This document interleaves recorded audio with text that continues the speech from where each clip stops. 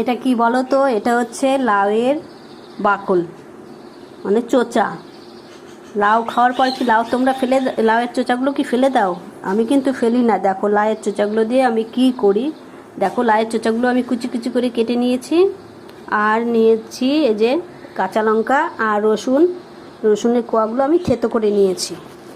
আর এদিকে কড়াইয়ে তেল দিয়ে দিয়েছি, তেল গরম হয়ে গেছে, তাতে দিয়ে দিয়েছি একটা শুকনো লঙ্কা ভেঙে দিয়েছি, আর দিয়েছি কালো জিরা।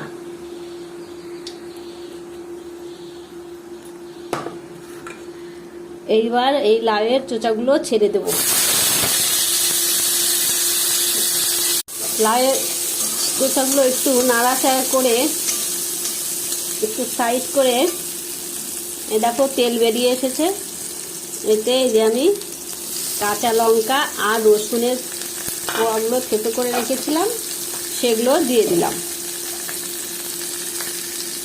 আর নুন হলুদ দিয়ে আগেই মাখিয়ে রেখেছিলাম লাউয়ের চোচাগুলো।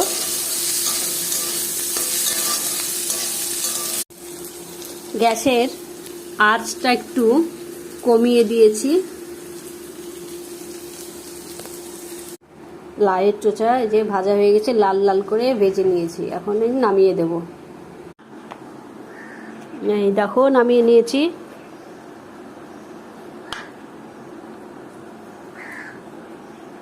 এটাতে ভাত খেতে খুব ভালো লাগে, একবার খেয়ে দেখো,